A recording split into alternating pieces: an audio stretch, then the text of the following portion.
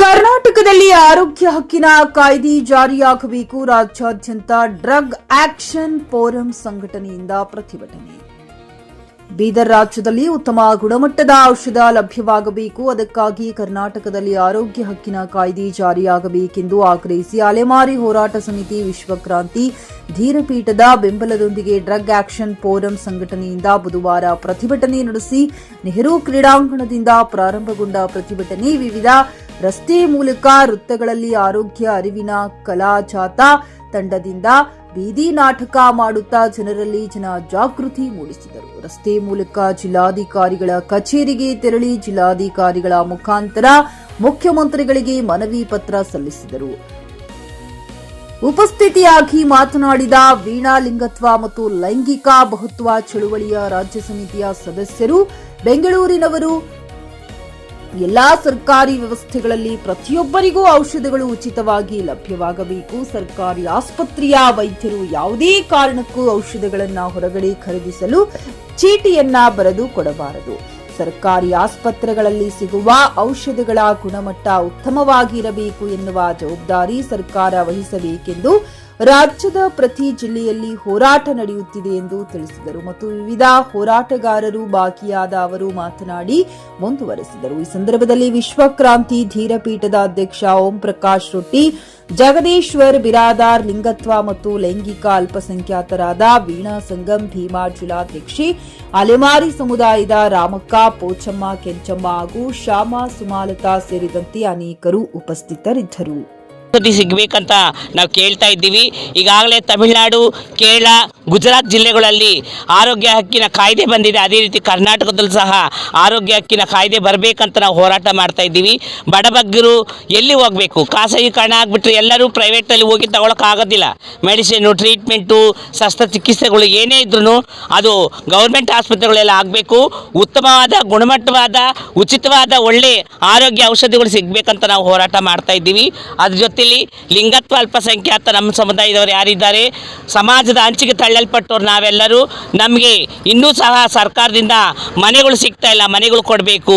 ನಮ್ಮದೇ ಆದಂಥ ಒಂದು ಕಲ್ಯಾಣ ಮಂಡಳಿ ಆಗಬೇಕು, ನಿಗಮ ಆಗಬೇಕು, ಕಾರ್ಪೊರೇಷನ್ ಆಗಬೇಕಂತ ಹೋರಾಟ ಮಾಡ್ತಾ ಇದ್ದೀವಿ ರಾಜ್ಯಾದ್ಯಂತ. ಇವತ್ತು ಇಲ್ಲೇ ಆಗ್ತಾ ಇದೆ, ನಾಳೆ ಗುಲ್ಬರ್ಗದಲ್ಲಿ ಆಗ್ತಾ ಇದೆ, 6ನೇ ತಾರೀಕು ಬಳ್ಳಾರಿ ಜಿಲ್ಲೆಯಲ್ಲಿ ಆಗ್ತಾ ಇದೆ. ನಾನು ಬಳ್ಳಾರಿ, ವಿಜಯನಗರ ಮತ್ತು ಬೀದರ್ ಜಿಲ್ಲೆ 3 ಜಿಲ್ಲೆಗಳಲ್ಲೂ ಜವಾಬ್ದಾರಿಯುತ ವ್ಯಕ್ತಿಯಾಗಿ ಕೆಲಸ ಮಾಡ್ತಾ ಇದ್ದೀನಿ. ನಮಸ್ಕಾರ, ಧನ್ಯವಾदಗಳು. मैं MGSP की तरफ से आया हूँ ये रैली में, और संघमित्रा सेवा संस्था CBO हमारा ट्रांसजेंडर कम्युनिटी का लोकल संस्था है, उसके तरफ से हम एक पब्लिक प्रोटेस्ट में भाग लिए हैं। पब्लिक प्रोटेस्ट क्या है बोले तो, जो भी गवर्नमेंट हॉस्पिटल है वहाँ पर प्राइवेटाइजेशन नहीं होना चाहिए। कैसा प्राइवेटाइजेशन हो रहा है बोले तो, अभी गरीब लोग हमारे जैसे ट्रांसजेंडर कम्युनिटी होंगे, करके खाने वाले लेबर्स होंगे या आलेमारी जनांग होंगे, क्या करते बोले तो कुछ तो बुखार आया, कुछ तो टाइफाइड हो गया तो हॉस्पिटल जाते, उधर एक अपना प्राइवेट हॉस्पिटल के जैसा खोल रखे हर एक गवर्नमेंट हॉस्पिटल में। कैसा बोले तो, अगर हमको कुछ ब्लड टेस्ट करना है या कुछ इमरजेंसी कुछ मेडिसिन लेना है तो वो अपने प्राइवेट लैब को भेज देते हैं।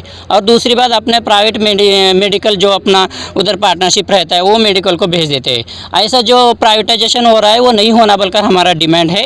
वो खाली हमारे ट्रांसजेंडर कम्युनिटी को उतना ही नहीं है, वो कर्नाटक के बीदर डिस्ट्रिक्ट के और भारत के सभी गरीब वासियों को, सभी लोगों को इस तरह का अन्याय हो रहा है। ये अन्याय के खिलाफ है हम। आगे चलकर गवर्नमेंट जो तमिलनाडु, राजस्थान, केरला में जो राइट टू हेल्थ एक्ट है वो यहाँ पर भी होना बल्कि हमारा डिमांड है। कर्नाटक सरकार भी कानून कायदे जो एक्ट है वो यहाँ पर भी पास करना बल्कि हमारा और हमारा ट्रांसजेंडर कम्युनिटी की तरफ से और पब्लिक के सभी NGOs और सोशल एक्टिविटीज़म के तरफ से ये मेरा ड्रग एक्शन फोरम, इसका जो मेन 2 तारीख से सभी डिस्ट्रिक्ट में हमारे राज्य के 32 डिस्ट्रिक्ट में जो ऐसा जो जाता कर रहा है ड्रग एक्शन फोरम के तरफ से, और जो लोकल CBOs, NGOs, एक्टिविज़म और ट्रांसजेंडर कम्युनिटी के तरफ से हम ये जाता गवर्नमेंट अपना न्याय दिलाए तक हम जाता जारी रखेंगे।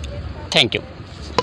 ಅಲ್ಪಸಂಖ್ಯಾತರು ಮತ್ತು ಸಂಘಮಿತ್ರ ಸಂಸ್ಥೆಯವರು ಮತ್ತು ಅಲೆಮಾರಿ ಸಂಘಟನೆಯವರು ಕೂಡಿಕೊಂಡು ಇವತ್ತು ಈ ಒಂದು ಕರ್ನಾಟಕದಲ್ಲಿ ಯಾವ ರೀತಿ ತಮಿಳುನಾಡು ಮತ್ತು ಕೇರಳ ಮತ್ತು ರಾಜಸ್ಥಾನದಲ್ಲಿ ಎಲ್ಲ ಭಾರತದ ಬಡ ಜನರಿಗೆ ಏನು ಉಚಿತವಾದಂಥ ಔಷಧ ಮತ್ತು ಗುಣಮಟ್ಟದ ಔಷಧ ಏನು ಸಿಗ್ತಾ ಇದೆಯಲ್ಲ, ಅದು ಒಂದು ಕರ್ನಾಟಕದಲ್ಲಿ ಸಿಗಬೇಕಂತ ಒಂದು ಉದ್ದೇಶದಿಂದ ಇದು ಗೊತ್ತು.